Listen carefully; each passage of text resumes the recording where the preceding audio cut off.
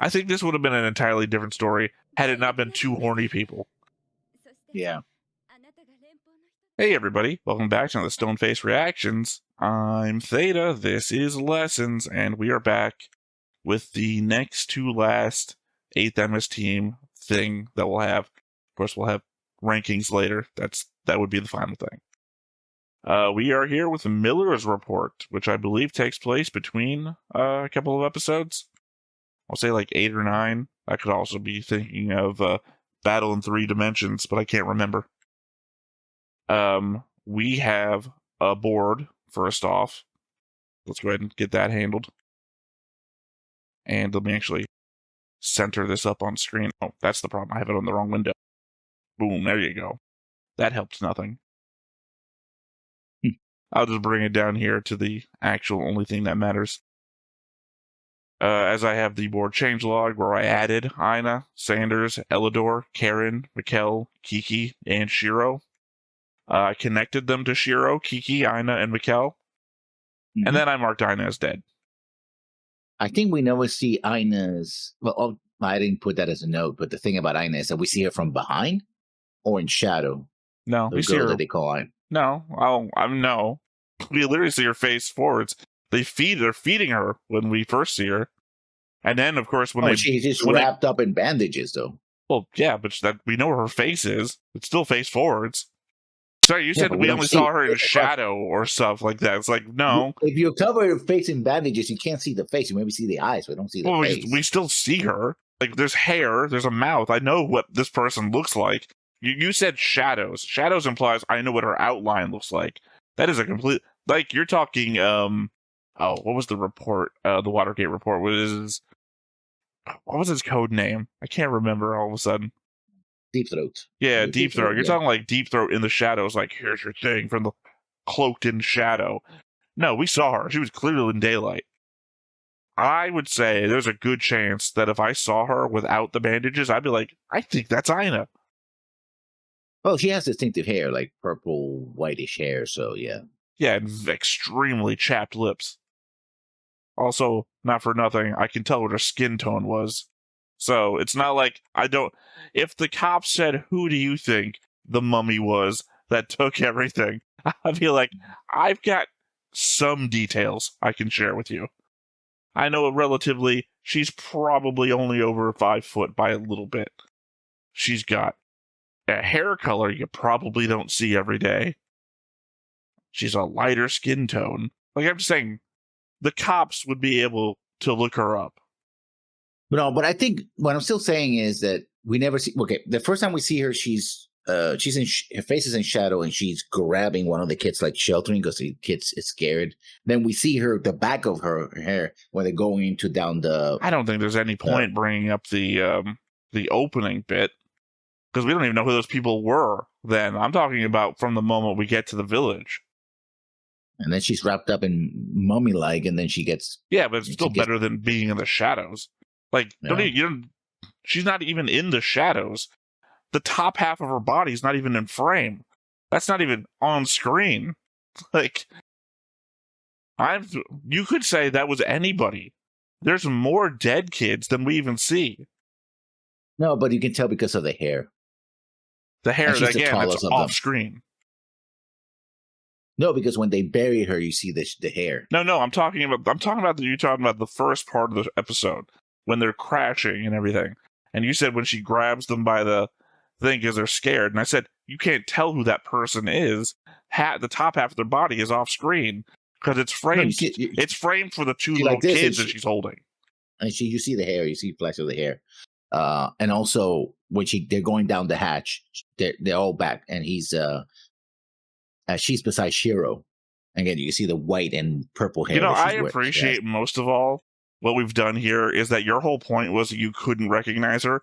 And now you're pointing out how easily you recognized her. You can see her face. It doesn't matter. You've pointed her out more times than I have noticed her.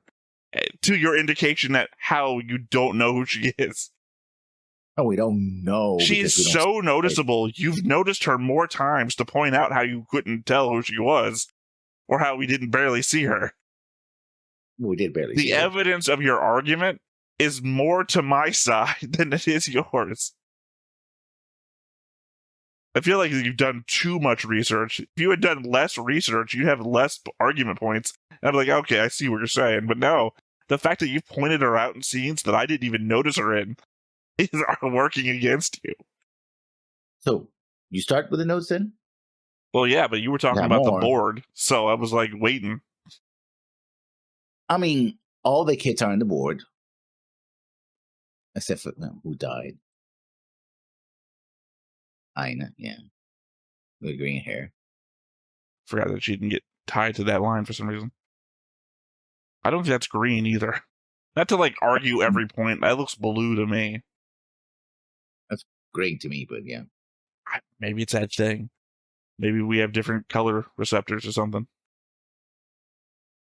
You don't have any blue lines. Let me see if you have any blue lines here. Blue lines represent people who are related.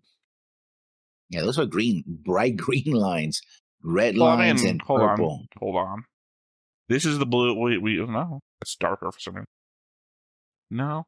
See, here's the thing. This is in the blue area, right? Oh, you're talking about her hair. Yeah, you said green. I thought about the green that connecting her to the rest of the kids. I'm like, you said something about green hair. Anyways, well, then never mind. That's the whole point I was making, is her hair is blue. The blue that we use to represent people being related is darker, but in the concept board, there's like a 3-color tone line of like a light blue to a dark blue. And her hair is the exact color of the top blue line. So we didn't see a lot of get in. Then go. Yeah, we did. Get in go. Well, I mean, a lot. We saw her talking to Aina, and yeah, 2 episodes ago. I had a whole note about her. And then she died because what was his name? Let me see, Jackass's name, who's also dead. Thank God. I don't know. It's weird that you're bringing her up now. She died 2 episodes ago. I know. I just saw the picture and I remember what happened. But I talked about her last episode, how that's not even her name. It's a fan given name. And she appears in other works and everything. I went at length talking about her last time we had notes. That's why I said it feels weird that you're bringing her up now. It'd be like if I went back up to Igloo and started talking about May all of a sudden. It's like, what? What? Higher, yeah. Anyway, no more comments on the board, since I'm clearly 2 episodes behind. So, the Zeon ships near Earth go down on Christmas. That's the same time the Battle of Solomon is happening. The adults that send the kids out say that they won't let them die like this, but toss out that they have an important mission to complete. Was that for real? I mean, what was Zeon doing out here with a ship full of experimented on kids anyways? Were they conducting some sort of counter operation to Solomon involving new type kids? We know that they knew that the attack on Solomon was coming, so anything out here was either random or planned. It almost feels like a Boys from Brazil situation. I mean, it could have been that they were counting on having them on Earth because they thought they could hide them on Earth. It was easier to hide them on Earth than it was on space. I don't know. Shiro literally says there's going to be another war and they're going to want to use us, to Mikkel's whole, maybe they're hiding from both Zeon and the Federation. Yeah. That's why I said it feels like a Boys from Brazil thing.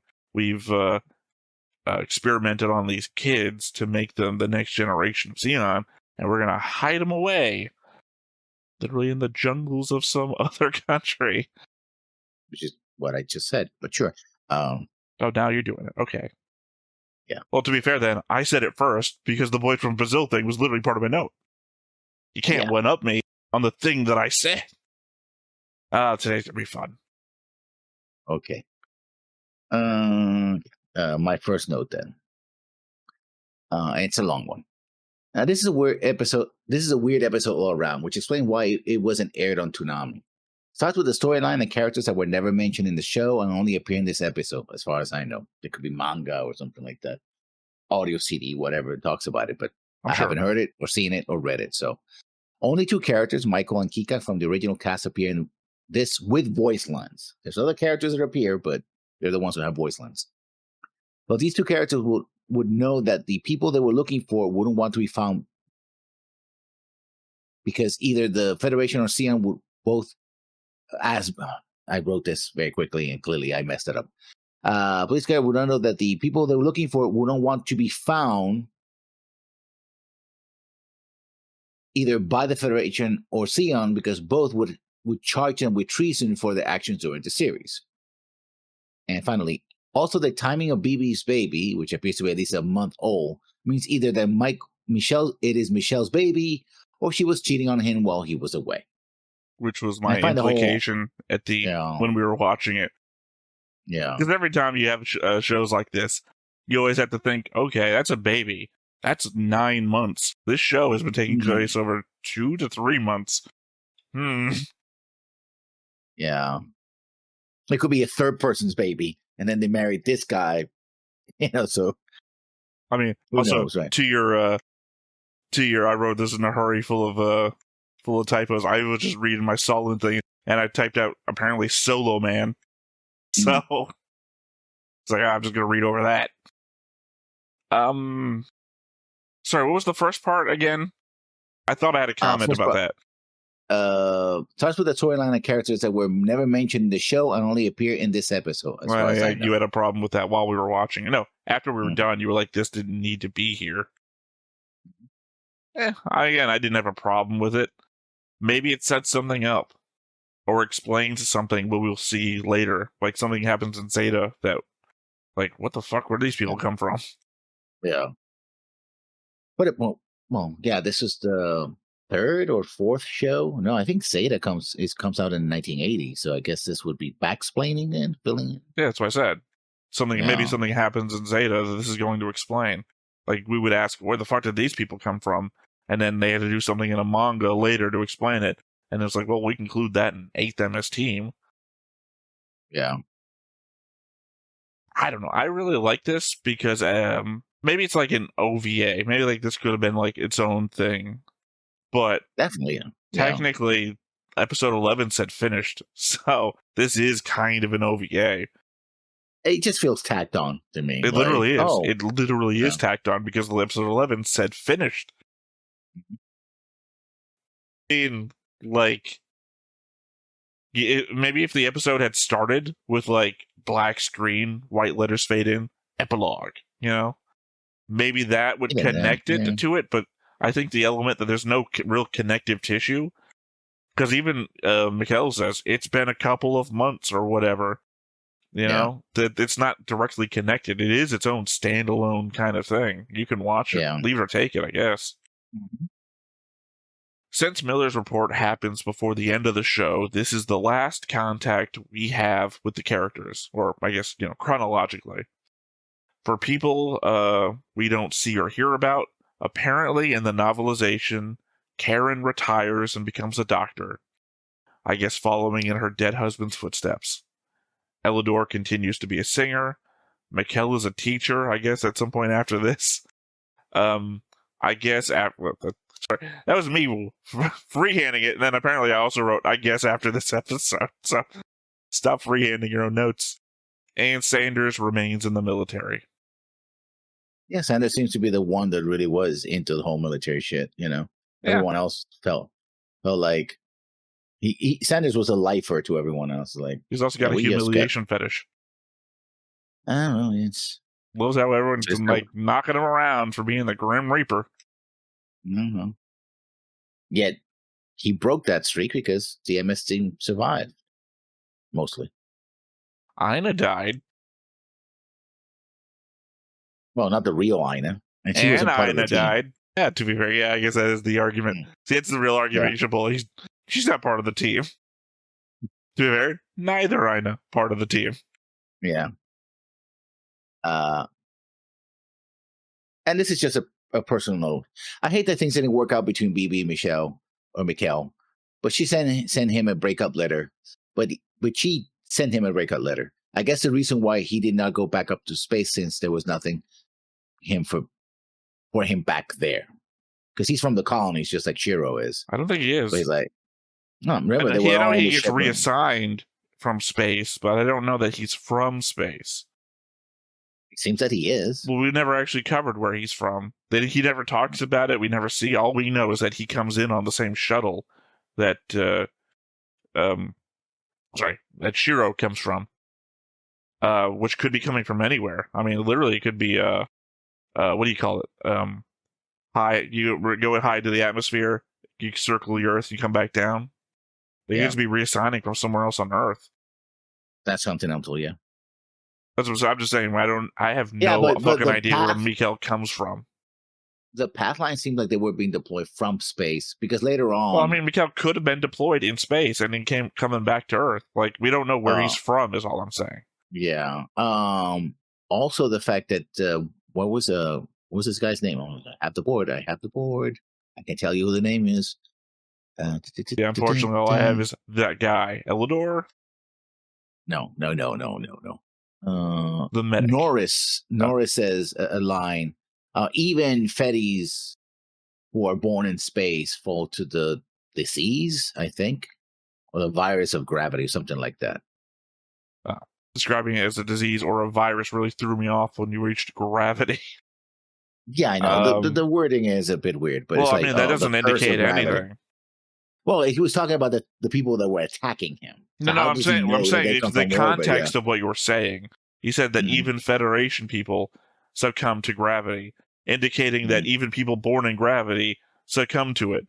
Which is to say, it doesn't indicate one way or the other what he's thinking about where this person comes from. I think the indication that he said the people, Fetties that come from space succumb to gravity. No, you said. Now you're changing the text. I can't be wrong about the text that you said if you're just going to change the text. No, that's what it is. He's just basically talking about the people who come from space. I guess. Okay, but also at the same time, Norris has never seen Mikkel. Like, face to face. All he's doing is looking at people. Well, it would be Mikkel in the tank thing. Yeah. But even then, I think what he's talking about. What Mikkel shooting at him with the anti-air gun? Yeah, well, that happened during the battle, the episode 10. I think what he's talking about, he probably knows that reinforcements from space came about. That would be Shiro then, if he's talking about that. Yeah, but he didn't know who Shiro was at the time. No, I'm talking about I'm talking about who is he fighting. It's mostly Shiro. I mean, it wouldn't be like Karen because all he does is shoot the gun, pulls it out, and then like gets behind her. So no reason there. And Sanders is just shooting at him. He literally that happens when he jumps and destroy and latches to one of the fighters that was flying above them, and then shoots another one. 10. Sorry, I'm thinking 11 when they're fighting in the city. No. Yeah. Well, then he's not talking about anybody. That's the guy. We're talking about the Federation in general. So I guess he supposes all these guys that come from space as reinforcements. I don't know. But then again, that's just unreliable because Norris doesn't know anything. I mean, Norris is dealing with his own shit at the moment. Like, oh, we're abandoning a base. How dishonorable. Yeah. So yeah, I mean that doesn't apply to Mikkel or indicate anything about Mikkel. Because that would imply that everybody in the Federation came from space or something like that. He's probably not. No, I'm just saying he's making broad spectrum. He's making generalizations about who's fighting. Yeah. So, like I said, I'm not arguing that Mikkel can't be from space. I'm just saying we have literally no information. He talks about BB, and that's it. And BB seems to be on Earth. So, but then again, I came up with the idea that BB was just somebody he met. On Earth. Shore leave, yeah. So who knows? Speaking of Mikkel, whoa, would you look at that? A hatch. Mikkel's pretty good at spotting what things are from... Sorry, I read that in a weird way. Mikkel's pretty good at spotting what things are from. In as much as a random piece of metal is a hatch from a spaceship. At the same time, he was surprised to see a Zeon ship in the same color as the Zeon branded hatch he saw seconds before. Maybe he was surprised that the ship was in still one piece? Or relatively speaking? He doesn't say it that way. He's like, a Zeon ship! It's like, That was a green hatch. Those are Xeon colors. Also, Xeon logo on the hatch. You identified it as a spaceship hatch. Xeon spaceship. It's as much as that guy who identified the Absolus, and then was like, the Gundam comes up right behind it. Oh, I didn't see that. I don't know. And my last note. While moving, if this storyline homeless kids escape their torturers had happened during the show, it would have made more sense to me. But as it is, it feels simply tacked on to fill in 20 plus minutes of this episode runtime. Your last note is what your first note started with. Yes, I'm reinstating that now. Yeah, I mean, I'm not getting on you for reinstating the thing. That's literally all my arguments. Circular. Got to make sure that we all understand all the points. Got to keep hitting every point back again. I already disagreed with you on this one, but I just imagine it's a matter of taste. If you like it, you like it. If you don't, you don't. It's not horrible. I mean, I'm not saying that by itself it's bad. I actually, like I said, it's moving. The thing with the kids and all that. And I was like, damn, I was moved by it. Although the snow caught me off guard because they're supposed to be in Southeast Asia, but sure. I guess nuclear fallout from Operation British messed up the atmosphere. I mean, billions dead, right? Well, let me tell you about my personal experiences with Southeast Asia. Was it tropics? Yeah, sure. Never snows. Absolutely ever. Not once in the history of mankind. Tropics? Well, yeah, thousands of years ago during the Ice Age, maybe, but not now. Oh, and God forbid we dropped a colony on the Earth, sending tons of shit into the atmosphere. Which was what I just said. Literally tons. Just tons. Literally tons of shit. I said that unless Operation British. See, this is the problem, Lessons, is I'm making a joke, and you're so hard into trying to bring back the argument of I just said that, you're not even going to pay attention to the joke at all. It's even a self-deprecating joke, which you should be all aboard on if you're going to be so anti-me for the rest of this. Dang. Well, because I'm saying Operation British threw a lot of stuff in the atmosphere, and I did that thing where, even... we're going to go to another planet. It might even be miles away from here. I way lowballed the number, and I was trying to draw attention to how stupid that was, and you're like, but I already said that. And it's like, oh, come on, man. Get in with the jokes. You missed me there. I won't miss you the second time. My point is that as a standalone episode, actually, this sounds more like it could have been its own OVA, right? Oh, MSE OVA, story about these kids, right? Whatever.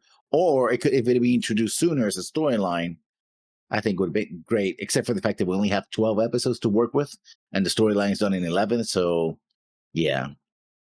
So it's not, by itself, it's not horrible, but I don't think it fits. Also realizing that we already talked about the OVA thing, too. So. Yeah. I'm all for I understand why the guys at Toonami were like, what the hell is this? I don't know. Okay, we don't need to show it then.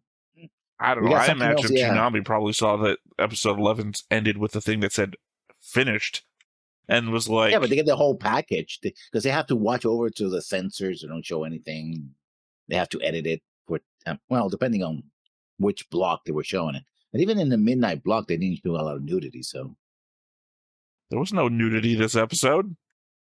No, but I mean, the show has nudity. So they would have to edit it so that it wouldn't show anything. Not much. It wasn't really much, but there was. I don't remember any nudity in the show. Yeah, the posters that they had on the tank were topless girls. Yeah, but they were Barbie doll girls. No, I'm talking about they were posters like Playmates and stuff like that. No, I'm saying they were Barbie doll girls. They didn't have nipples or anything. We watched an uncensored version, and there was nothing on them. That's what I'm saying. That's what I'm saying by Barbie doll girls. Barbie girls don't have sexual characteristics. Yeah, but that was something that in the States they certainly would have, especially for the afternoon block, they would have cut it. I'm pretty sure they had those. I don't specifically remember them being there, but I'm pretty sure that's the one thing I knew about Elidor is that he was surrounded by pinups and whatnot. Anyway, your next point. Do you have my next one goes on a bit of a journey, so don't interrupt me to tell me that I'm wrong. I do that along the way. I was kind of surprised by how many dog tags were in that helmet for a couple of reasons. Just seemed like a lot for a helmet to fit. But according to what I looked up, assuming that Xeon dog tags are equivalent to standard US military dog tags, then that's about 2 inches by 1 inch by 0.04 inches thick. And say that the Xeon helmet is equivalent to an M1 helmet, which can hold about 3 liters. So very realistically, it could hold over 1,000 dog tags. 2, why did they even have that many dog tags? They said that the ship was a Kumasai, the same shuttle that we see Dren and Char in the OG show. I think implying that it's all cargo space and a cockpit. Clearly the hold was filled with the kids and not 1,000 Xeon soldiers. So I guess the crews of the ships we saw at the beginning knew that they were going to die well ahead of time and passed their dog tags off to the kids for some reason. And here's the corrective thing. Well, see, the face you're giving me indicates that you don't realize what's wrong yet. What do you think the real answer is before I get here? There were more kids in the experiment that we found that we thought of. Well, I mean, yeah. I mean, sorry, you seem to be there, but you didn't say everything on the way there. What do you think is up with the helmet full of dog tags?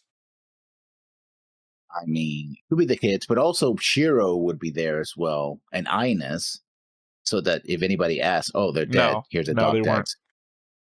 You saw that in the grave. The grave, they put their clothes and their dog tags into the grave. Yeah, so no, not that. And this is back at the ship.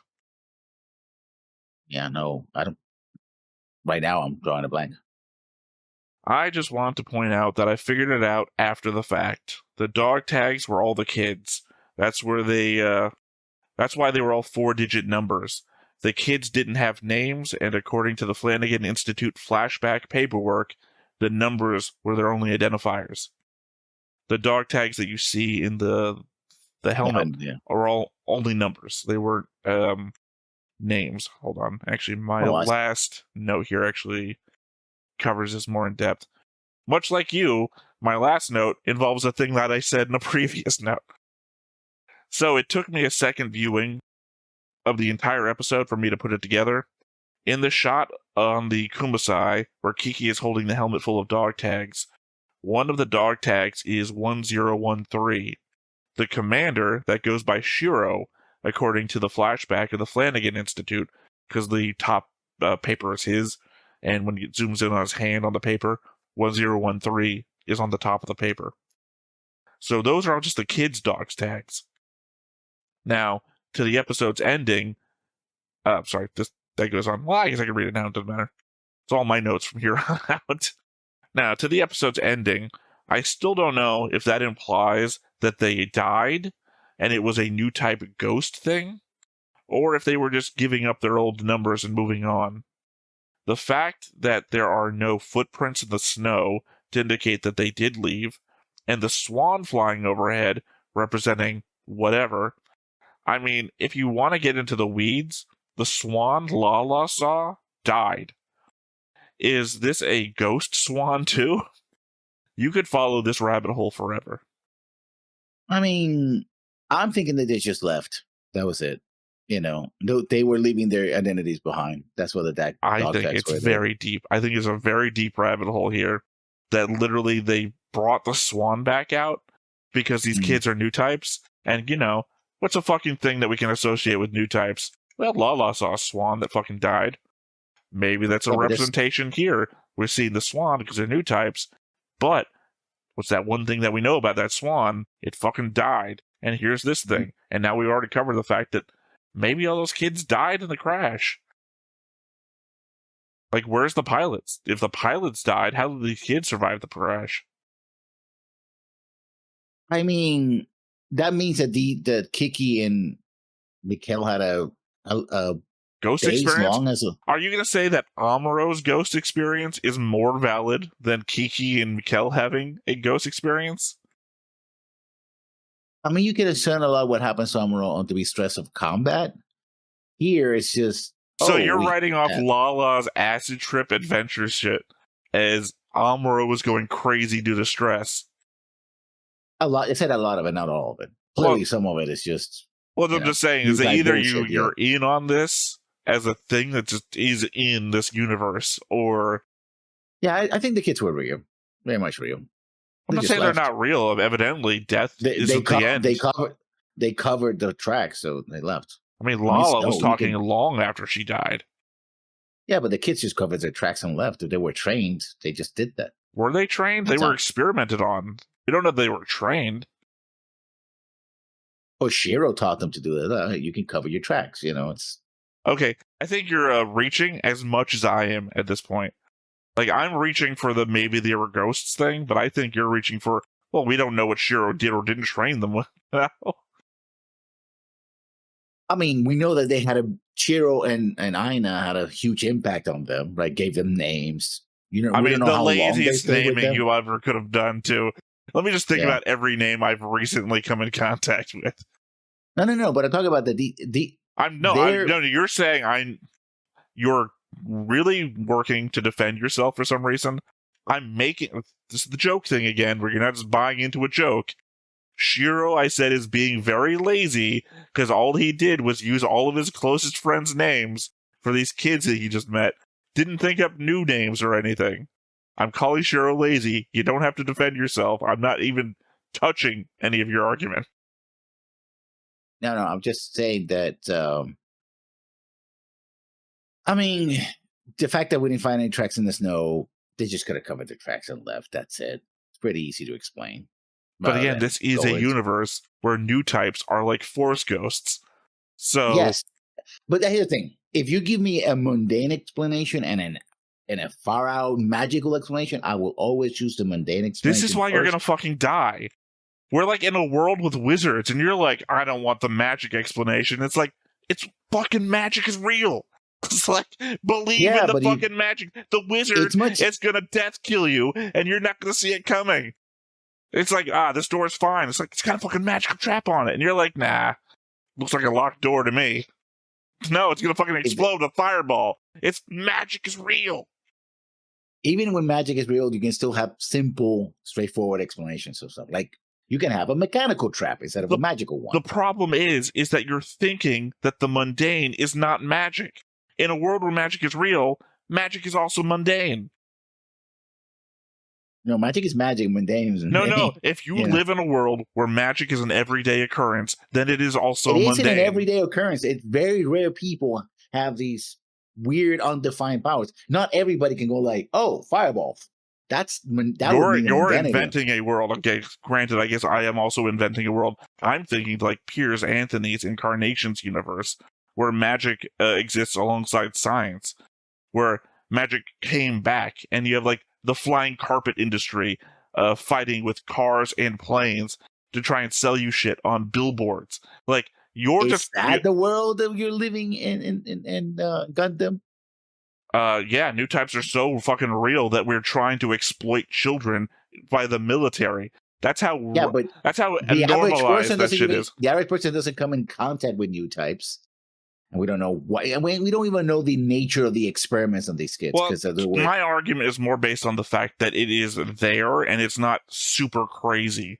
You're acting like, no, it's like only the 1,000-year-old wizard living on the hill is the only person who could do this shit. And it's like, no, people are coming out of the woodwork being able to do new type shit.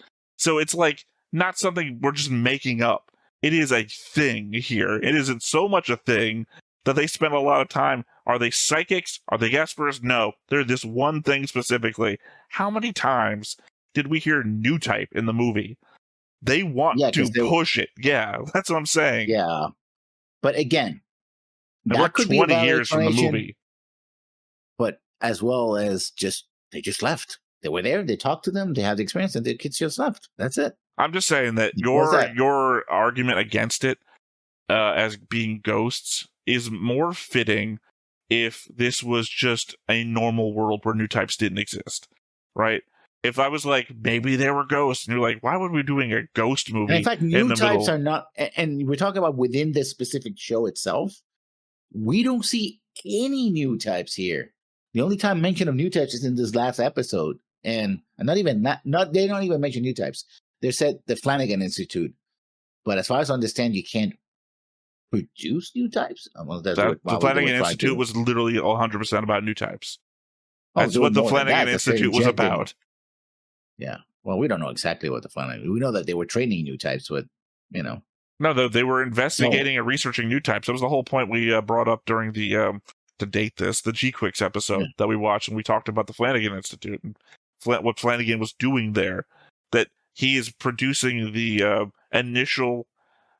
Sorry, it's a flashback in G-Quicks too, so it's weird to bring it up in a weird timeline thing. He's bringing up the research that he's done about new types to Char in G-Quicks versus bringing it straight to Kycelia, who then tries to form her new type core that we hear about at the end of OG Gundam.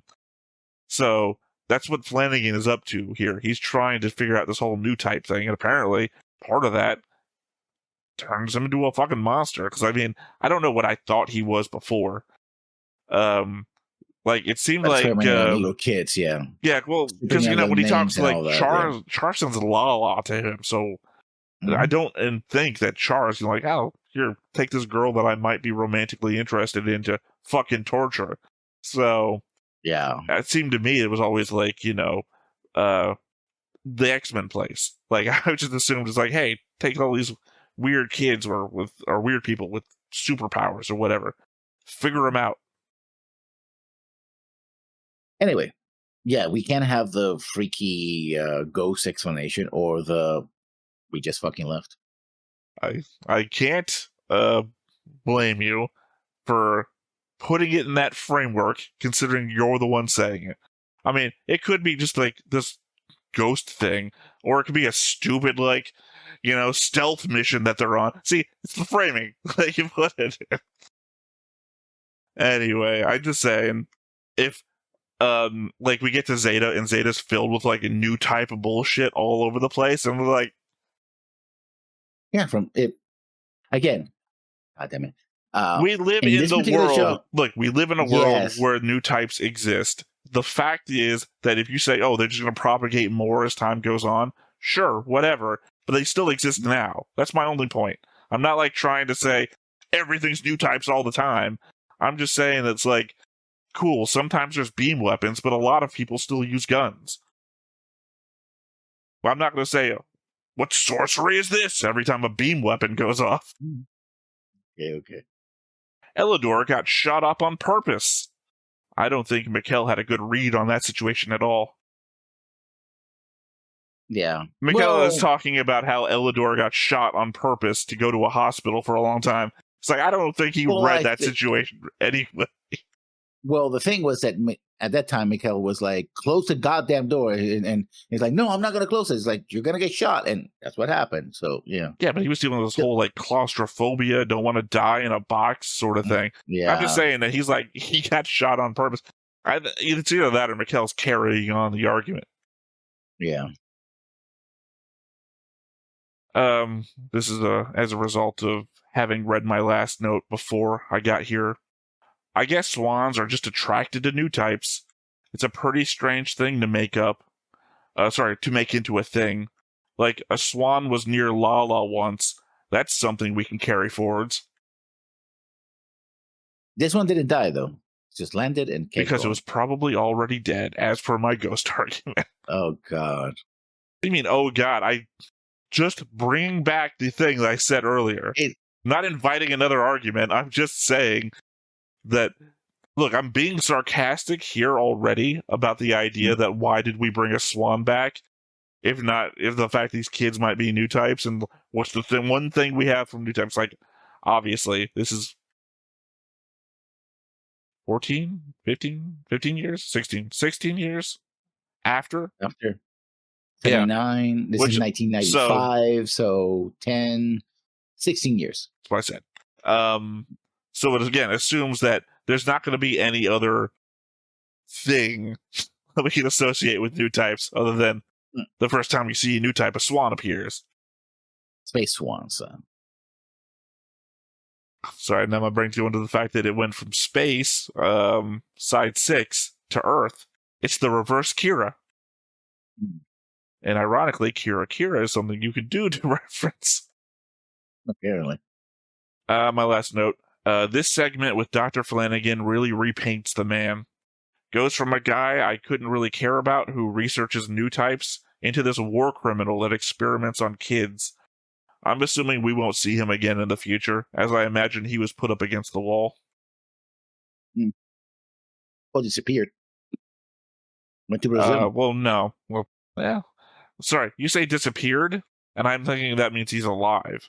Not from the, I guess we're both reaching to boys from Brazil. I would imagine it would be an element that Caecilia would disappear him to keep him on hand later for more experimentation. Yeah. But, well, probably. Although Caecilia didn't survive, so if she knew where he was, well, oops. Now nobody knows. Again, it's the idea of now having to keep two different continuities in mind.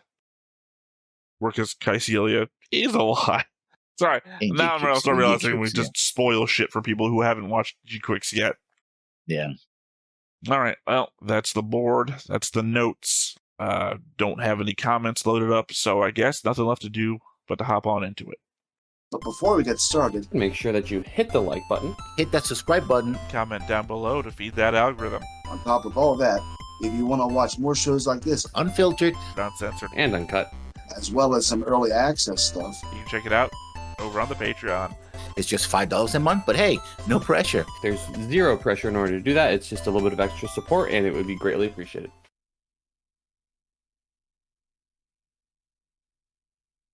We've seen this before. Shochiku Company. Yeah. I guess they're a distributor, I guess? I don't actually know. I mean, Sunrise is the people behind it, then. Oh. We're starting here. Way louder than I thought it was going to be. Yeah, I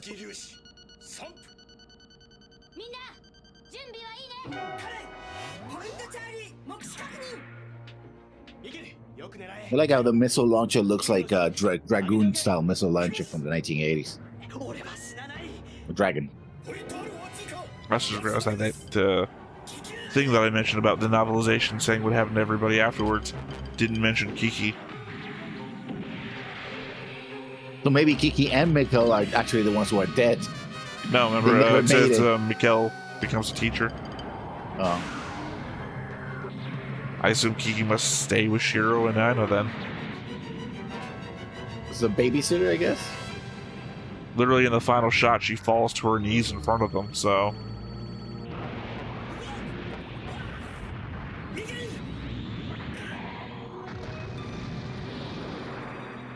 why did I fill my gun with purple stuff? I mean, purple explosions are a thing in Gundam, especially after... Literally the thing you said during the episode, too. No. Look, man, I couldn't get my way to a Sunny D joke, so I got as far as I could.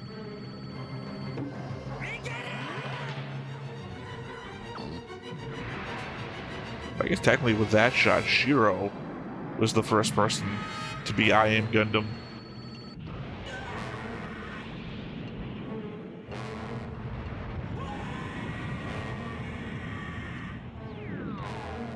Also, the sound effect of firing that gun is the same that they use for Macross.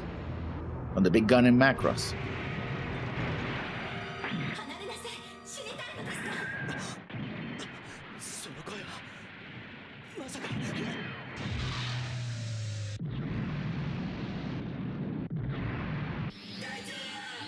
Who's Miller?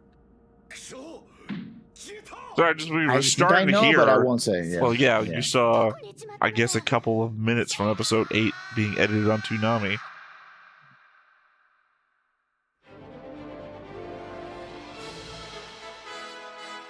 Two years after?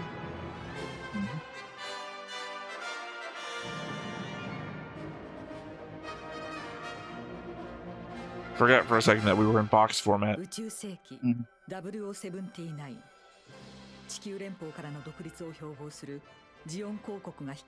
Was it really started by Zeon, though? I mean, I'd argue shooting the people on Monzo in the street was probably not helpful. I mean, granted, you probably are indicating towards the, I can't remember the name of the the fight in the armory. The spring battle, something like that. No, well, that's not the name of it either. I can't get there. I can't remember what it was. Oh, this is after. Oh, yeah. So those are pieces of the absolutes they managed to recover.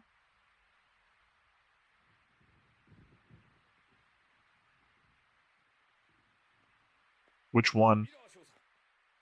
The last one. I'm saying there's multiple versions of the absolutes. No, but remember that one got blown up. Oh no, that must be the original then, because that was. Well, no, the original was also self-destructed. Yeah, so it must be this one. No, but Sheer is still on the chain, so. To answer your question, though.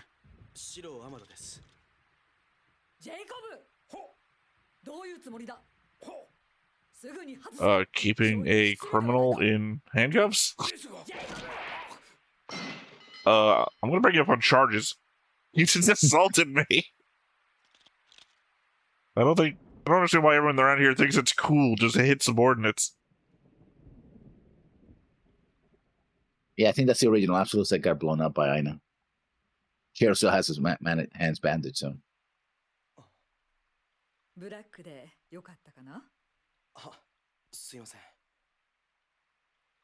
reminds you of Airplane.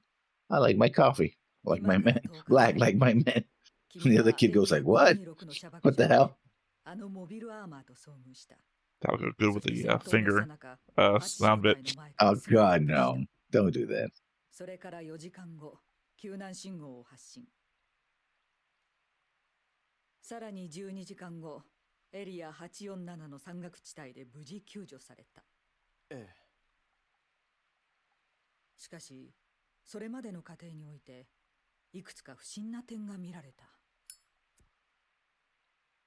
You found my hot springs. その結果、君にかけられたのが。Ah, Clover cigarettes. I used to smoke those.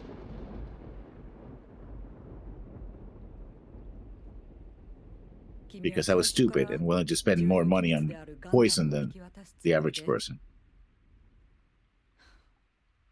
敵のモビルアーマーと接触。戦闘のどさくさに紛れ、味方の前から姿をくらましたまでは良かったが、移動中に思わぬアクシデントが発生。エリア847で遭難し、救助を求めた。しかし、ジオン軍とほぼ同時に連邦の救助が駆けつけたため、やむを得ず新型モビルアーマーを自爆。結局、敵に見捨てられた君は我が軍に助けられた。というのが上層部の導き出した答えだ。馬鹿げてる。ああ、まったくだ。彼らの発想は飛躍しすぎてる。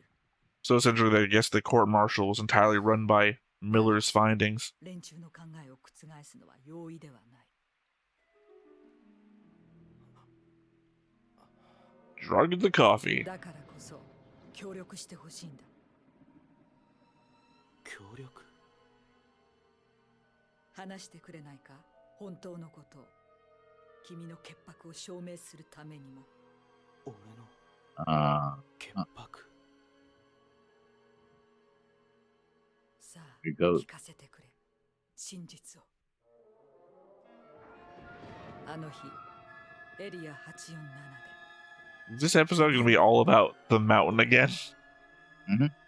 俺たちは吹雪の中にいました。俺たち？相手はジオンのパイロットだな。そうです。そいつは女だろ？ Yeah, you ever see Enemy Mine? It was exactly like that. 彼女の名はアイナ・サハリン。And she had a reptile baby, and then 君の仲間が教えてくれたよ。アイナ・サハリンとは何者だ？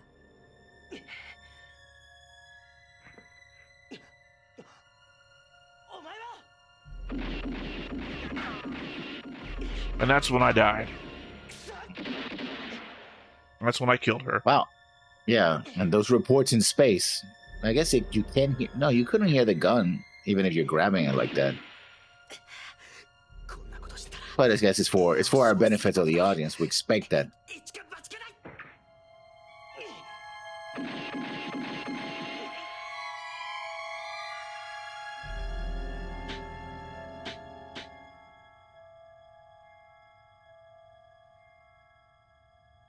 Yeah, she should have spent more time on the shooting range. 私は連邦軍に投降しません。撃ちなさい。 I mean, if you really want to die, you just take your own helmet off. Yeah. 私に触らないで。深いのか？かすっただけです。ほら持って。 I'm gonna be fair. If this was anybody but Shiro, this Yeah. would be not for air. なぜ助けるのです。俺だって知らないよ。今は敵も味方もない状況だろ。 So this has been much a clip show, I guess. あそこに降りる。 Consensualized around. 何のため I に guess a clip You know. show up to episode 8. それは戦争なんだろうけど。俺あそこ I mean, it can't go beyond itself I don't know. Why not? because there's You can already have Miller episodes. report. Yeah, but if Because the this thing is happened called 2 years Miller's after, report. No, the thing's called Miller's report. Miller's reporting on the events up to episode 8. she could reporting on the whole thing. We just seen No, this literally, part. They that's could the move- framework. The framework is him telling her everything that's happened.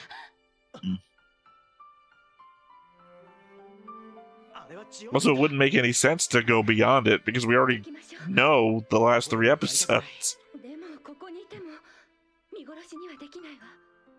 こっちの助けも来るさ。でも早く行けよ。私アイナ・サハリ Nothing is holding him in place. 白は When she Yeah. grabs him, the momentum should Yeah. keep them both going. Technically, Shiro should be flung off towards the zakus right now. それがあんな形で再会するなんて。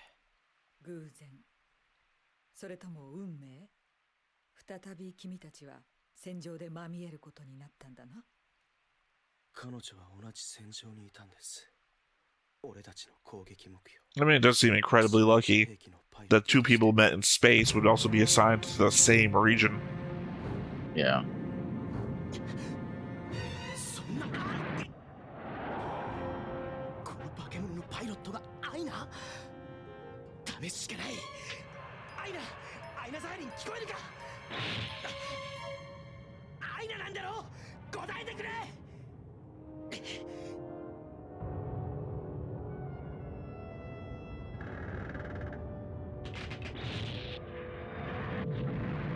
Yeah.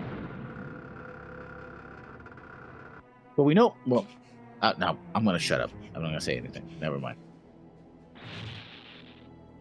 I don't know what you could possibly be holding back from since we both watched the same show. No. It's about the greater Gundam universe that I don't want to talk about. これは対人兵器だ。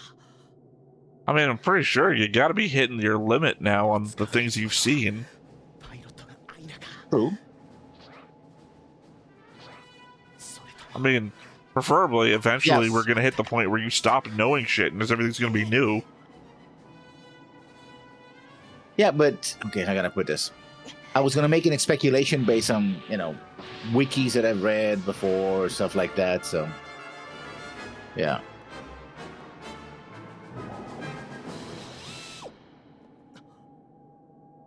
And general knowledge of the Gundam universe that I know. 何なんだろう？覚えていないか？俺だ、白アマだ。生きているなら返事をしてくれ。うわ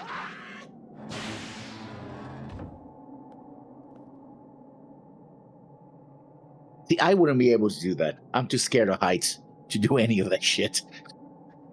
So, I mean, what's the option? 本当に Piss my pants and cry myself to death. No, I mean, stay in the cockpit and still die? Because even in the cockpit, you'd have to be worried, this thing's gonna fall. This thing is gonna fall. You're gonna be scared no matter what. The adrenaline of having to do something might at least drive you to do something. さっきまで私たちは戦っていたのに今は力を合わせなければ生き残れない。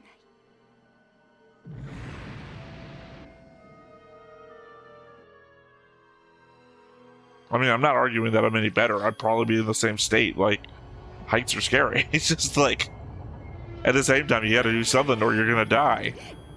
機体の安定が保てない。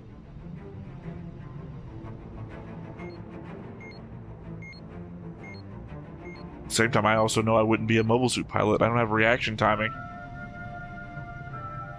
シロ聞こえますか？このままでは2人とも助かりません。せめて。やだ。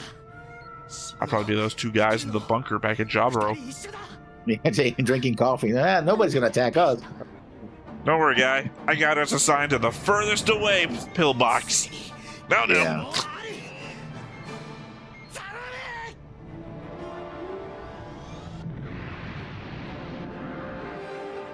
I think I would have taken my. Well, I guess he was stuck in that thing. I would have taken my chances, drop, and used my retro rockets. 噴射剤持つか。 Probably destroy the legs of the Gundam, but Well, conceivably. No, remember, well, no, that's the different point. The thing is we saw the power went out, so at some point between him getting out of the Gundam to talk to Aina, yeah, and this point, he fixed Oh, yeah. the Gundam. yeah, because she gave him some parts. I don't Remember? think they did that while they were in midair, though. I think she does that No, later. they were. Yeah, it was because it was like you're like, oh, I guess these are commonly available parts that are compatible between Xeon machines and Fetty machines. You made that. Well, yeah, no, I mean, I remember that. I just don't remember when it happened. I was being incredulous now, thinking, why would you do that in midair? I thought it must have happened after they crashed.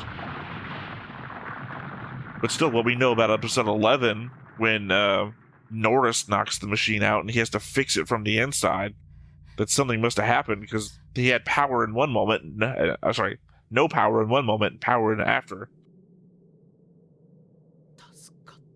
So to your thing, I meant if he was going to drop and try and use his retro, he would have to repair. So literally, he would have had to gone out to get spare parts. Although I guess you could always have done this. Rare Yeah, instance of that's ejection in Mobile Suit Gundam.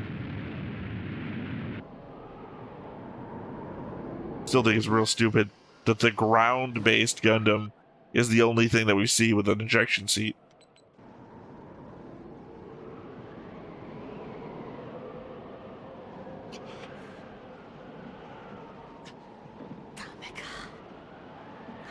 It also kind of reminds me of Voltace 5 a little bit.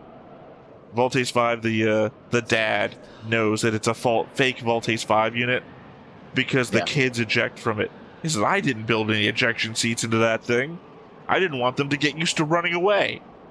Like, Damn, oh. Dad. Yeah, no, it's a lot of that. Yeah. A lot of that in Voltace 5. I don't think any of these None of it parents are did. responsible parents. No. Here we are again. And this is where I recounted to Alice Miller about my home colony getting gassed.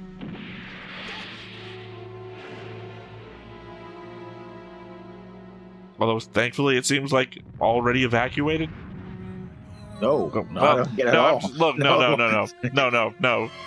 Before that, he was the only guy on the street, the only guy you saw anywhere. So, still could have been evacuated. That guy could have been a holdout. シロ No, but well, that's Origin. In Origin, they say 20 million people died there, but Oh, yeah, no, I mean, like, wherever this is. Like, we also know Yeah. from Origin that most of the people died in the bunkers. In the side. Or, sorry, in the Banshee. Yeah. God, I can't wait for, like, a year from now. Someone's like, you know you're saying Banshee right wrong, right? yeah. God damn it, we've been saying it for like 17 shows now. Mhm. But I told me earlier. 俺はジオンが憎い。 Unless they're hot. なの In which case, yes, you do don't mind Xeon so much. 君のことが忘れられないんだ。 I mean, if it was Norris in space, I don't think this would have Yeah. worked out the same way. たとえ恋人がいたとしても。恋人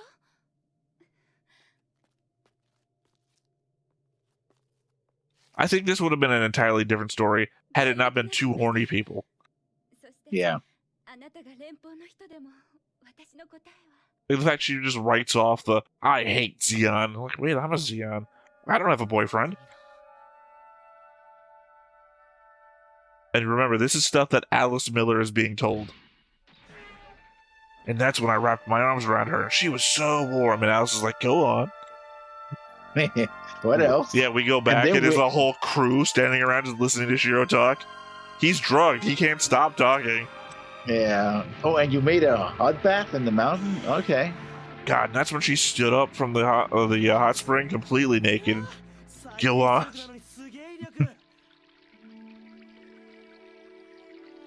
ビーム兵器でお湯を沸かすなんて相変わらずおかしなことを考える人 Well, he's Japanese. No, he's not. He's from side 2, remember? No, but I mean, Ishiro Yamada, so I guess his parents were Japanese? I don't know that matters anymore. 足がしびれちまうなあ I always think back to the book Eon for that kind of stuff. Where people in that city all wear badges of where their ancestors came from after the Third World War. So it's like pride in your ancestry, but Yeah. I don't know that it matters. あードキドキした私も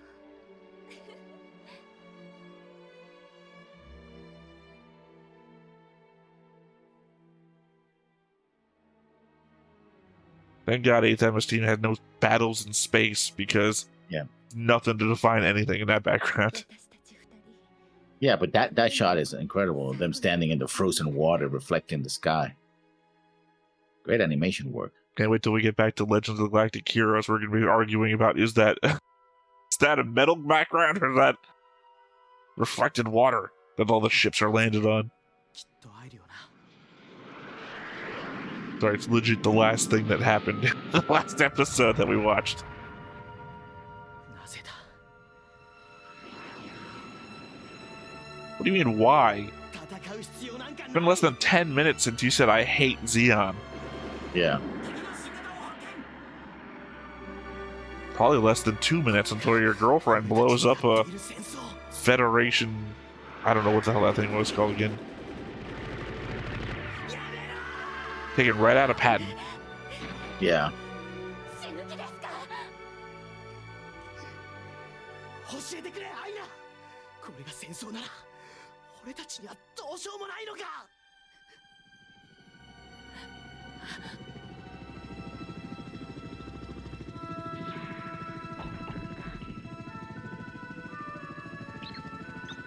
I think that's your answer right there.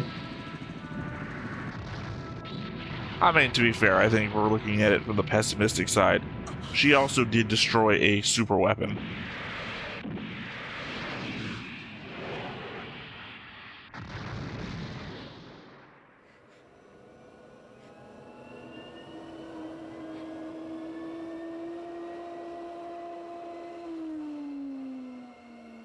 I mean, he doesn't seem to be well hidden. I think Nora saw him, right? They did take a picture of him. Well, later, they asked so, her specifically, what about the Federation pilot? Mhm. And she seems to indicate towards the fact he's dead already or something. Yeah.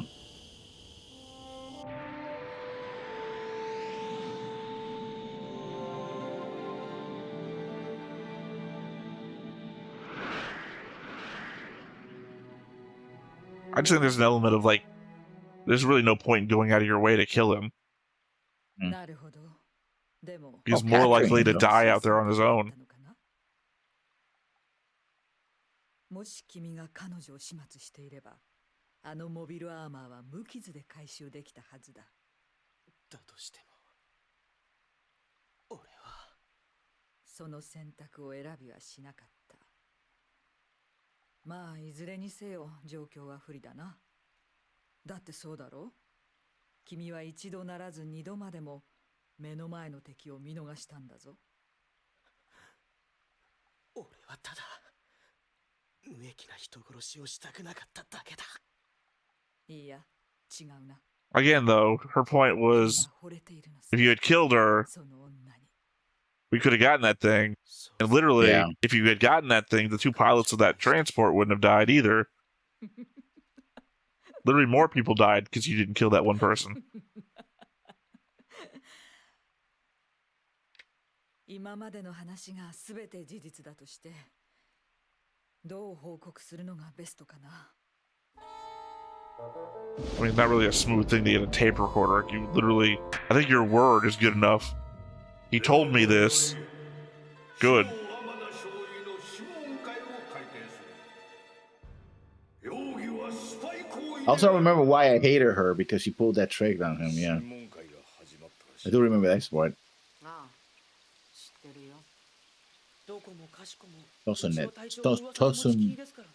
huts, I think is what they're called 昨日 from も Vietnam. 情報部の人間が話を聞きに来やがった。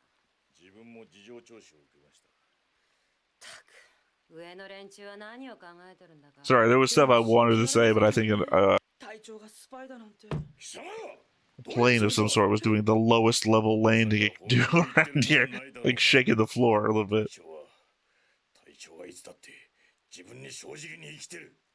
あの時空で敵に追い詰められた俺を。 Yeah, that's something I actually kind of hate. 危険も顧みず救ってく The れた。 commander's being honest with himself. It's like, I can't remember. Some other show I was Yeah. reacting to where I had this whole thing about, そうですよね。 great, he died because he stood up for his convictions. You're having convictions doesn't mean you're in the right. It just means you believe in them enough that you're willing to do things. 絶対に死ぬな。俺も The commander always does what he believes in. Cool, but what he believes isn't always going to be right. Yeah. あいつは自らそれを実践するようなおめでたい男だ。 Also, how the fuck did Karen not end up with Elador? I mean, they Elador could had have a ended up life plan to together. go. No, remember, she She could becomes be a a doctor, and doctor. Elador is. Yeah, but be you would both think you would together. include that if you're going to make a synopsis of what happens to everybody. Or it was just a thing in wartime, and they're like, yeah, well, we had our fun and we went our separate ways. It happens too. I mean, it happened to well, BB got dumped, so no, I mean, Mikhail got dumped, so it doesn't matter. Yeah, but that doesn't work because BB wasn't also a soldier. Yeah. あの子隊長に気があるのに。ちょっと Typically, when it happens between a civilian and a soldier, that's that story. When it happens between two soldiers, usually that's they went on to be together forever. You know, kind of literally the story of the show, Aina and Shiro. 初耳だ。 Yeah, they're the exception to the rule, I guess. あれ Well, they're the exception because they're on different 砂漠 sides. 上での戦闘の時聞こえませんでした？お前、そのことを誰かに。喋るなよ、絶対に。 It's one thing Mikhail's known for. It's keeping his mouth shut. 生かしてはおかない。やだな、カレン姉さん。喋るわけないじゃないですか。 I mean, he's supposed to tell them the truth. They're superiors, right? He could get court-martialed too if he doesn't, or if they find out that he lied to them. Well, I mean, he could get commercialed anyway. Remember, he also abandoned his post before. 分かり合えるんです。 Shiro said, "You could get commercials for this, but thanks for coming back alive." 特別な戦争でのただ一つの希望だと思います。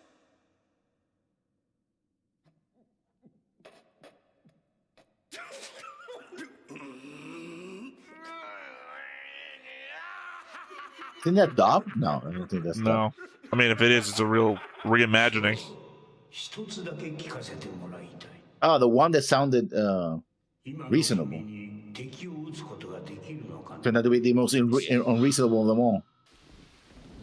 I don't know. It fits. He's literally looking for any soldier he can to get on the battlefield. Considering how much he's going to be sacrificing their lives later, he needs everybody. 自分は自分にも Though it just seemed a bit micromanagey of him, considering how up he is. 審問会の結論を伝える。白天田少尉、当面の間実質にて禁止。処分の決定を待て。これにて閉廷。 That's fine. He's going to run away anyway. Him and the entire crew. 合コ説 Well, not the entire crew. Old man doesn't join in on this.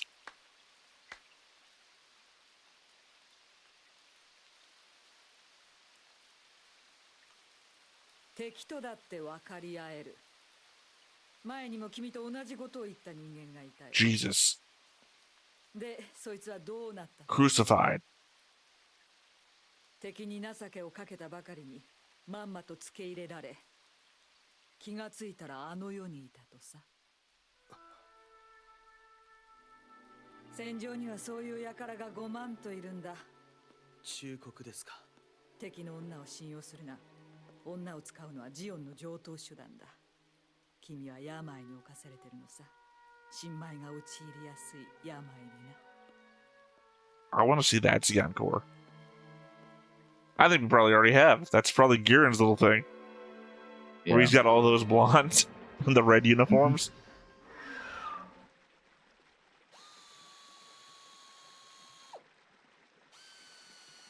Well, now that we've covered how Zeon women will seduce you, top.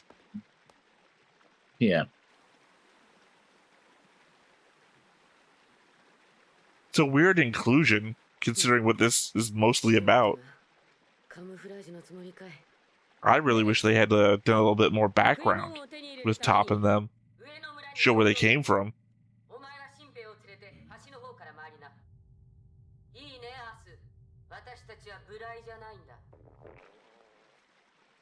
能書きはいいからさ、とにかくなんか食わしてくれ。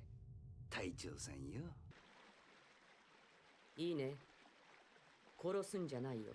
He was, in fact, not clear. Yeah. It also shows, it implies that he's done it before. No, yeah, like the whole Star Wars thing. No disintegrations. No disintegrations. Kind of defeats the purpose. Well, to be fair, if you're commonly disintegrating your bounties, you can just always be reported, I killed him. There's no evidence, but I killed him.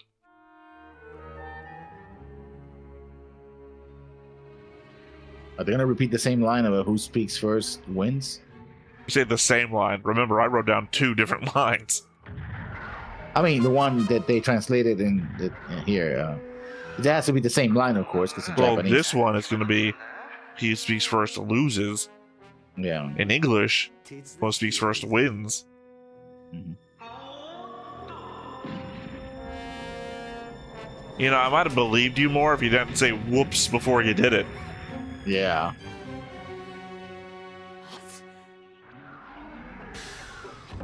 Like you try to kill a kid, you asshole.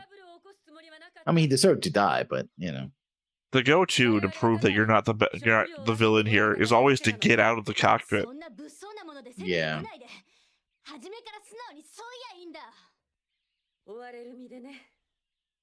Sniper would have a field day in this war. He does a little bit later, and he will do anything you ask him to, in fact. Johnny Ringo? Johnny rings something. Yeah.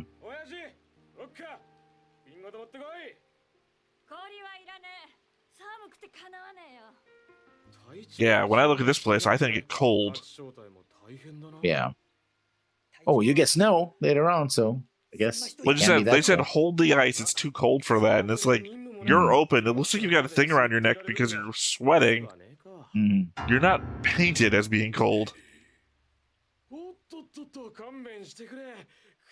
Yeah, your shirt is open.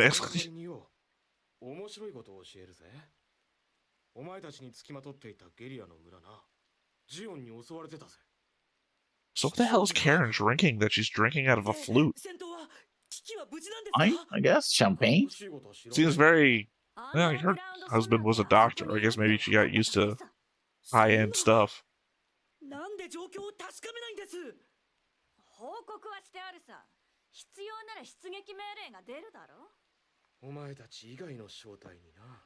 Look, they're gonna die later. Let them be assholes.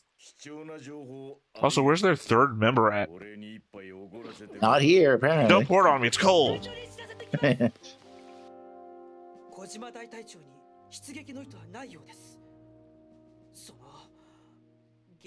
Oh, good. Really got roughed up.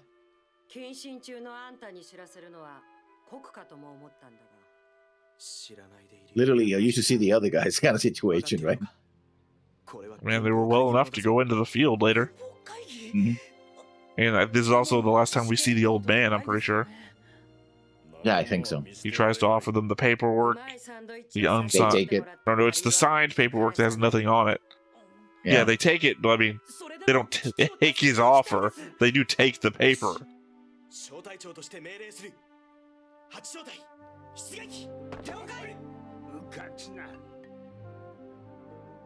お前たち3人が隊長命令で動けば、すべての席はこのアマちゃんに行く。I mean, to be fair, they should all take the blame. これの出番となる。命令書 Ojima. しかも大隊長のサイン入りだ。安くしといてやるわ。行くぞ。若いの、正面突破だけが人生じゃないぞ。時には絡めて You might lose a leg or something, or an arm. No, he lost a leg, yeah. すまない。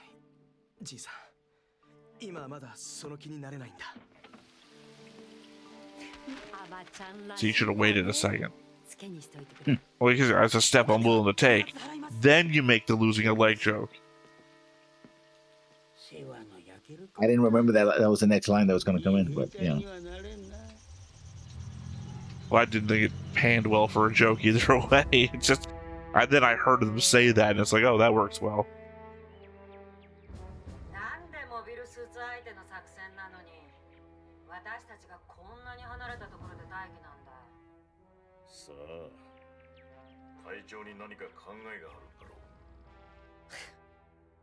う。お手並み拝見といこうかね。I would not want to have that hair in that environment. できるんですか？対戦車 I mean, for one thing, bugs, but also just the humidity alone, having a thick head of hair. Yeah. I mean, that's primarily the reason why I do this. Yeah, for a hover truck, it doesn't hover all that much. Hovers well enough. The one time I think we've seen it hover when it flew over the water when Mikkel was being a decoy. The rest of the time, it just goes over the ground. Yeah, it hovers over the ground. It's No. I mean, typically, I think we see it with wheels. Like, it rolls. No, it doesn't. No, it always hovers. It never has wheels. Oh, yeah? Well, prove it. Huh? That's what I'm saying. All you gotta do is say your words at me. There's not gonna be any proof. These arguments don't go anywhere. Shoot him.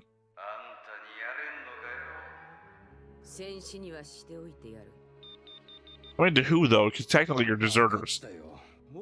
I don't think they're deserters. They're just redeploying to find another unit. No, I think it was indicated when they first saw them in the riverways. Well, it's not that they're deserters. They got nowhere to go. They're running away, essentially. Yeah. But they didn't fight to the death or anything and didn't report to anybody, Yeah. so technically...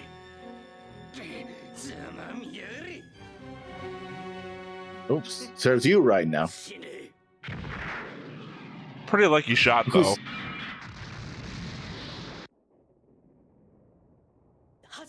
He has no wheels. He only has the pats. I think if it wasn't for the fact he was morally in the right, any other time that thing would have, like, hit the shoulder or something.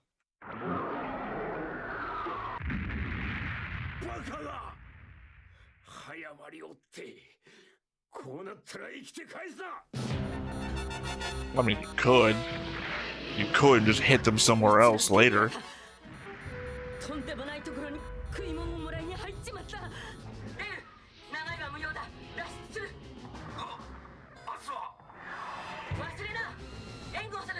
You give a shit about Arth. Yeah.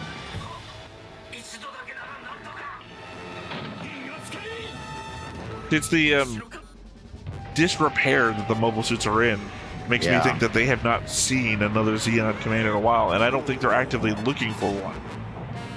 Which makes me think they're deserters.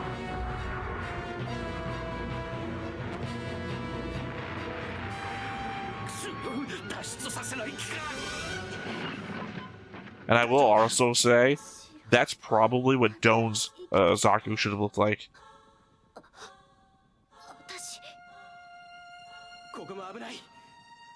There was a weird... When you see it again, listen to this part because there was a weird sort of like... There's something like... Sounded like the Lala sound. Dun, dun, dun, dun. You probably can't hear it now, but... No, I definitely can't hear it now. I saw you doing this. I'm like, did he lose all his ear? What? No.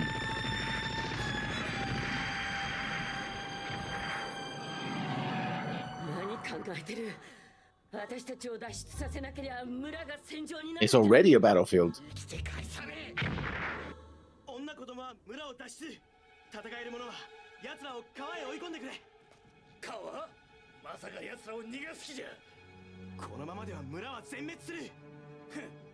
I mean, again, Arth clearly deserved to die. I don't think Top and Dell deserve to die.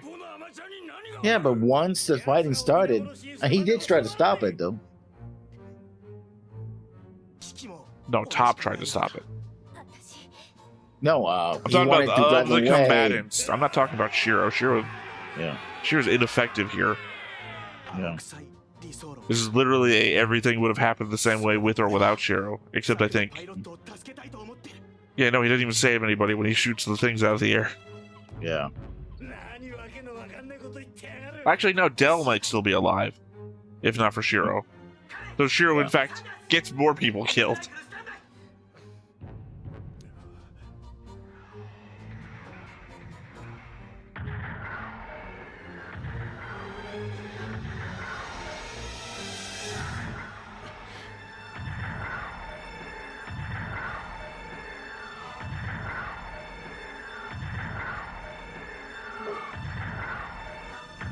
Up, Shiro's dead.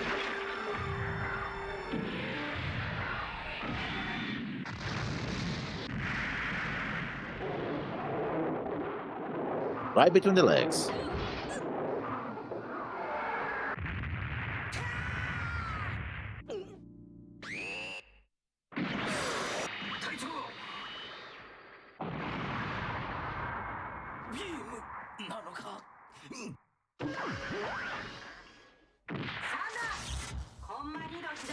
Not a great move from Dell. Yeah. If you can Probably snipe that at outrange. long range, and you've got like gorillas behind you firing rockets. Yeah.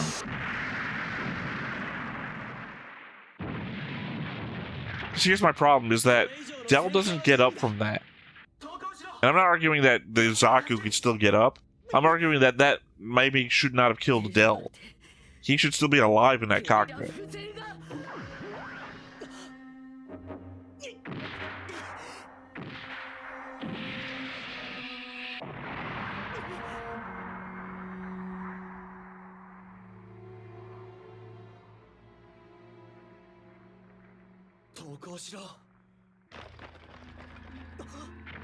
Here comes the village of idiots.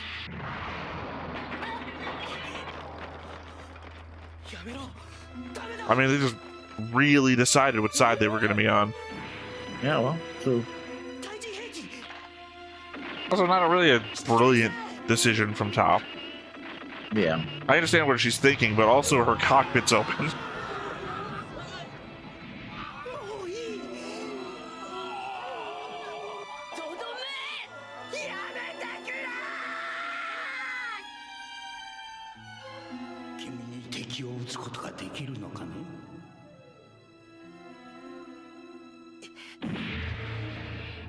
Technically, you shot an unarmed woman. Well, she wasn't unarmed. She still was had unarmed. anti-personnel. No, well, no, she already launched that. Technically, because you've killed her after she's killed a lot of people, right? But technically, you killed her while she's unarmed. 自分は命令違反を犯しました。ですが、この度の出動は正当なものであったと確信しています。そう。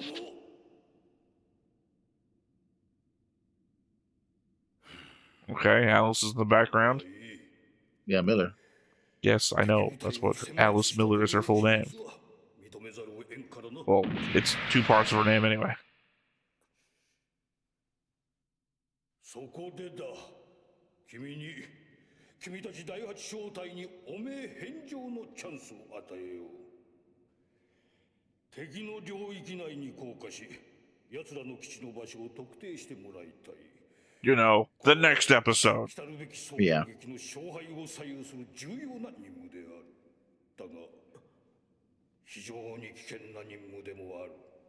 Tune in for the exciting conclusion. Based on what? You don't even know where it is. How can you possibly even know what they have?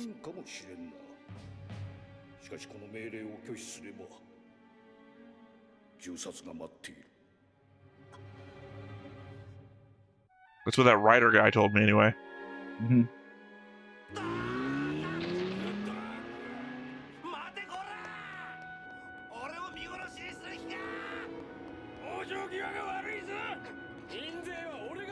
I mean, not bad. He's keeping up with the fucking truck. Or Jeep, rather. Yeah.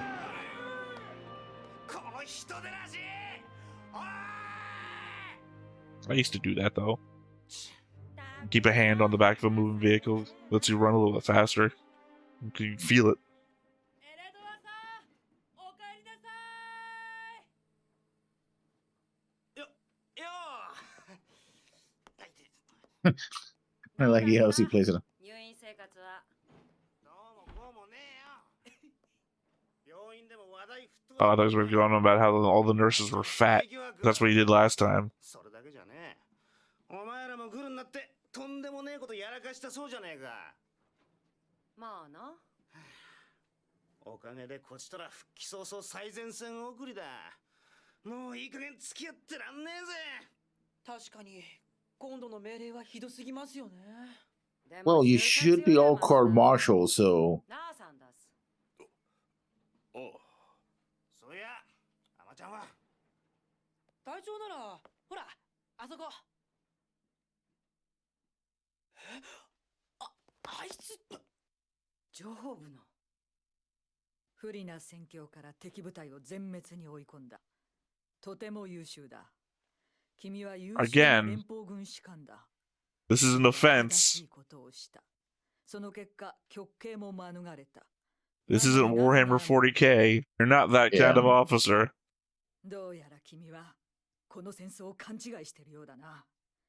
人類の革新、宇宙生活者のための政治、連邦からの独立など単なる方便。ジオンは最悪のテロリスト集団、人の皮をかぶったけだものに過ぎん。Okay, rebel.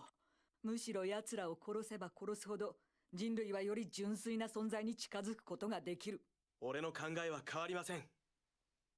やはりな、貴様、ジオンだろ。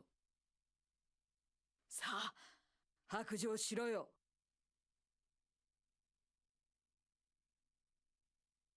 残念だよ。撃たねばな。Is it a lighter gun? 連邦軍士官なら It's gonna be the subversion. Will flame gun come out the end? 奴らを皆殺しにすると。できません。俺は俺のやり方で戦っていきます。この戦争が終わるまで。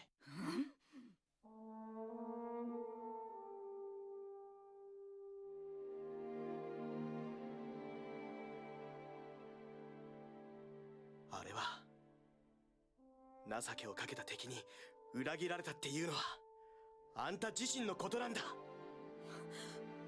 damn. Ooh, I put that together. あいつはとっくに死んでるよ。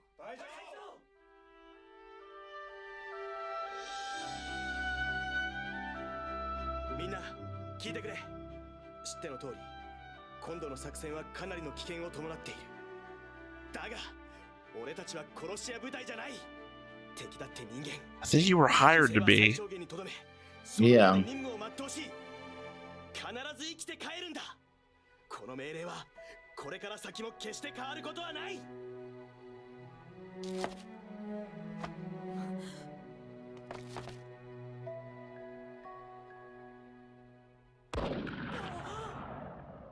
That'd be a hell of an end, wouldn't it? Yeah. That's also pretty loud. Both of them should be going like, oh shit, that hurts. Tinnitus. 運がいいな。外れた。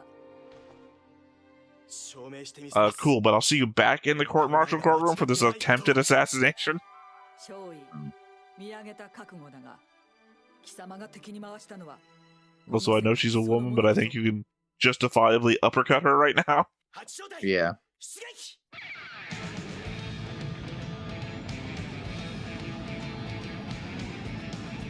By the way, joke's on you. I just shot the sensor equipment out of your jet. You're probably gonna drop right on top of a gaw. Yeah. And that's the purpose of the movie, to explain why the sensor equipment wasn't working. Yeah. Well, 'cause I mean, really, what did the movie add other than Alice's little "I was the same as you, Shiro, but I got betrayed"? Which for itself, I mean, no, I was about to make a allusion to Igloo 2, but then it comes out after. Yeah. Just another thing that Igloo 2 kind of copied. Reducing Igloo 2 down the shelf a little bit further. I don't know. I mean, this as a recap clip show is not bad. I think it's bad. That's what it is. I think it's bad only from the element of why didn't they just make a compilation movie and do the whole thing instead of this very weird thing, which you're going to do what with? The people watching the show already watched those episodes, so they're not going to want to watch a compilation film that is just going to recover things. Like, you've got to watch this in a very specific part of the story, which means you've got to be mindful of that while you're already watching the show. But if you're already watching the show, you already got that. Literally, what you're probably going to do is watch some sort of little clip thing of, okay, here's the new bits, and you don't have to watch the rest. You already did. Which I think is what Toonami did with this. They recut it so that it would. That's why I remember it as being between episodes 7 and 8. So I'm saying it doesn't serve its own purpose. That kind of makes it a failure in my eyes. Sure. Like, what's added into this? But like 7 minutes of new content? About. Right, so 55 minutes to watch 7 minutes. That's not a good trade-off. Like, I think the original movie compilations did more than that. Oh, yeah. And they were compilations of the whole thing. If the idea was to reconceptualize what happened, it kind of didn't. Because at the end, it's like, oh, well, this is why he didn't get court-martialed. It's like, but he didn't get court-martialed, so... Well, he did. It was still a court-martial. Yeah. No, it was an inquiry to see if he got court-martialed. He didn't get court-martialed. No, I think they called it a court-martial. No, it was they were investigating him, and they're like, no, she was the investigation. They went over her findings at the court-martial. Because after that, Kojima says, if you screw up... Also, it wasn't an inquiry because they sentenced him. No, it just said you're going to be here based until we decide to court-martial you. That's literally what Kojima said. No, he sentenced him to be locked down at the base. That wasn't a you're under house arrest until we figure this out. That is the punishment we're serving you with. No, it wasn't. Well, it was literally that's what Kojima says. I'm going to write this down to another one of those. We're just not going to agree, rather than going in circles, because that's all we ever do on these things. Our memories never align. But yeah, no, not a good movie. Maybe, see, the problem is it doesn't cover anything from the beginning. Well, it does from the space thing, but I don't know. I don't think you'd want to watch this if you hadn't watched the beginning of 8th MS Team. Yeah. Even though it kind of goes over those bits, it doesn't set you up that well either. It just kind of fails on a number of angles. I think Miller is an interesting character we should have seen more of rather than less. Legitimately, not enough for her. Disagree because I don't care about her one bit. Like, they don't cover the aspect that makes her interesting, which is her relationship with the person that betrayed her.